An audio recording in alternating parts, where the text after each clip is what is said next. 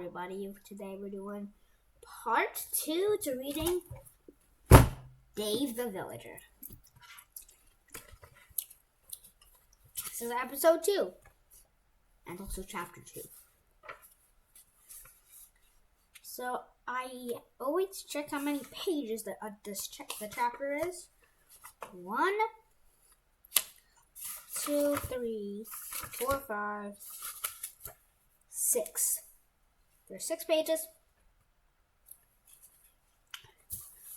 Hopefully, I'm just making this intro a minute long because I don't want to cut this video short. And Luke's texting me. Hold on a second.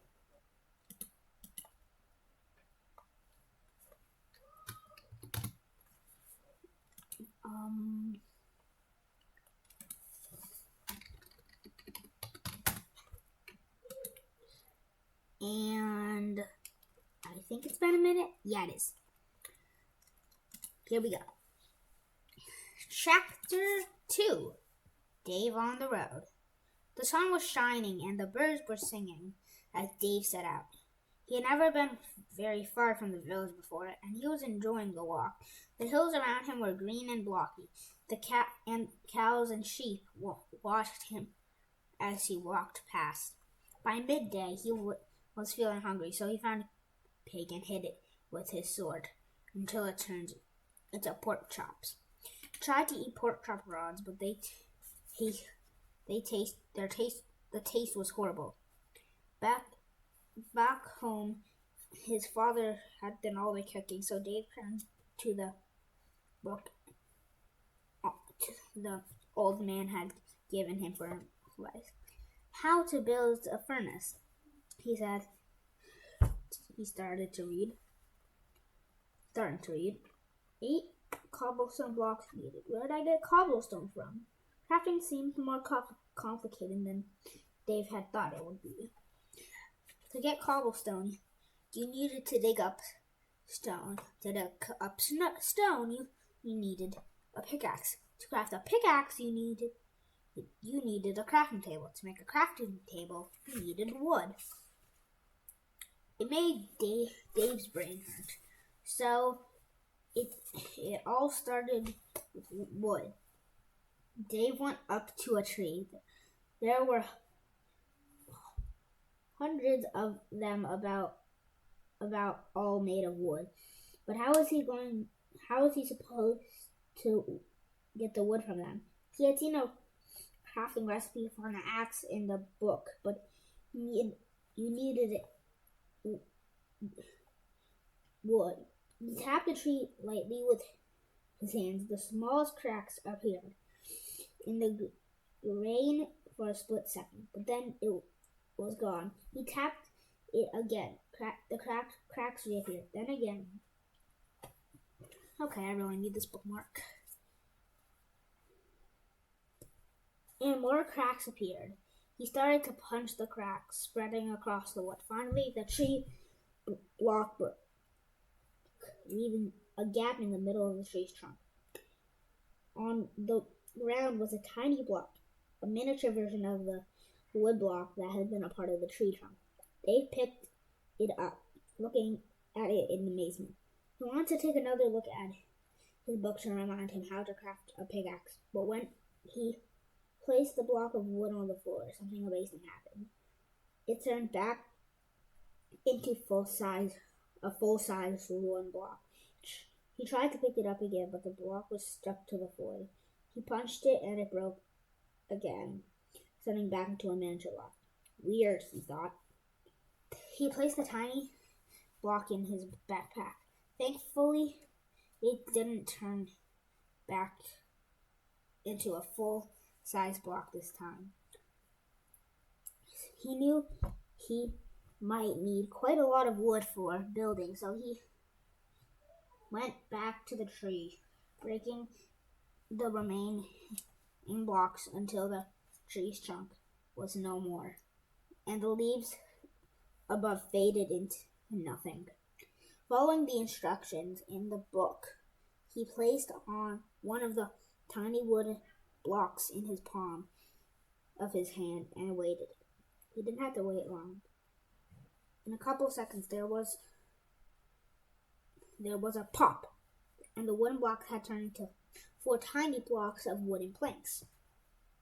He made a few blocks, then put 4 of them together in his hand, where they merged into a tiny crafting table. He slammed the crafting table into the ground, and as if by magic, it grew into a full-size crafting table. That is so cool, Dave said, grinning to himself. The table had 9 square grid a 9 square grid carved onto its surface. Each of the 9 squares was the same size as the tiny blocks. Dave took another look at his book. To make a wooden pickaxe, he needed wooden planks and sticks. He had the planks, but no sticks. He looked up the recipe. He placed 2 tiny wooden planks on the crafting table, and then they transformed into a bunch of sticks. Next, he placed 3 wooden plank blocks along the top 3 squares of the crafting table, and then 2 sticks underneath. Then there was a pop, and suddenly a pickaxe appeared. His very first tool. Awesome, said Dave. He immediately started to dig at the soil, but his pickaxe barely did damage to it. With a snap, the pickaxe broke. Dave went back to the book and saw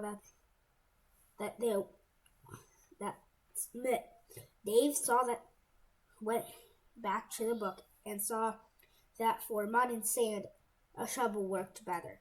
So he made one, as well as a new wooden pickaxe. The book also explained how you could use tools to dig up materials to make better tools. A wooden pickaxe could dig up cobblestone to make a stone pickaxe. The stone pickaxe could dig up iron to make an iron pickaxe with help with some smelting to turn the iron ore into ingots, and so on. The best tools, according to the book, were made of diamond, but diamond was very rare. One day I'll have diamond tools and weapons, Dave thought, looking through the book. The book said you can even make armor for horses out of diamond. I'd be invincible, said Dave. He said to himself, wearing diamond armor and riding a diamond armored horse. On the page about tools, there was a message written in the margin red ink. It looked like the old man had written it on the page himself. Never dig straight down! Dave took his shovel and started to dig. Following the old man's advice, he dug down in a diagonal direction. He dug through a few dirt blocks and then reached the stone. So he changed to his pickaxe. It was slow going. Every stone block he turned into cobblestone. Just like the wood, the cobblestone blocks were very tiny, and he was just able to fit them in his backpack. Eventually he realized that he wouldn't be able to go any further without torches. He made his way back up to the stone corridor he dug, making his way back up towards the lights. His rucksack was full of cobblestone, making the going slow. When he got outside, the sun was beginning to set. He looked in his rucksack and was pleased to see that he found some coal. It had been dark in the tunnel. He thought it had all been cobblestone. He used the crafting table to make a furnace. 8 cobblestone blocks with a gap in the middle. Then he placed the furnace next to the crafting table. The book said wood or coal, or quite few other things, could be used as fuel for the furnace. Dave decided to use wood, as he wanted to save coal for making torches. A piece of coal on top of a stick, according to the book. He lit the furnace and sat in front of it, enjoying the warmth as his pork chop cooked. When it was done, he gobbled it up in seconds. He was so hungry. Then he started cooking his second. Then he started cooking a second. Yeah, I'm reading that right. After eating his third pork chop, he sat down and enjoyed the cool evening air. The sun had almost set now, and it was getting properly dark. Maybe I could sleep out in the open tonight, but he thought the weather was warmth. An idea looking up at the stars all night appealed to him. Then he heard the noise that chilled his soul. Brrr. Something was walking toward him through the darkness. He quickly crafted a torch and placed it down in front of him. Hello, Dave said. Who's there? A figure stepped into the torchlight. For a moment, Dave thought it was Steve. But then he saw its rotted green skin and black eyes. It was a zombie. Another zombie appeared out of the darkness, then another, until a whole crowd of them was surrounding Dave. Get back, he yelled, shaking his sword at them. He was surrounded with no way out. There were zombies on every side. What am I going to do, he thought. Was this how going to end him? Was this how it was going to end for him, eating zombies on the very first night of his big adventure? A zombie waddled closer. Dave swung his sword, hitting the zombie on the head. The zombie groaned and stepped backward. Dave swung his sword again as a warning, but his pickaxe fell off his belt, clattering on the grass. Wait, you can hear me turning the pages? That's cool. And that gave Dave an idea. Never dig straight down, the old man's note in the book had warned, but that was the only safe way for Dave to go. He grabbed his pickaxe and started to dig. His pickaxe cut through block after block, and the small square of night sky above him got smaller and smaller. The zombies were looking down at him, groaning with frustration at having missed out on their dinner. I'll just go a bit further down, he thought.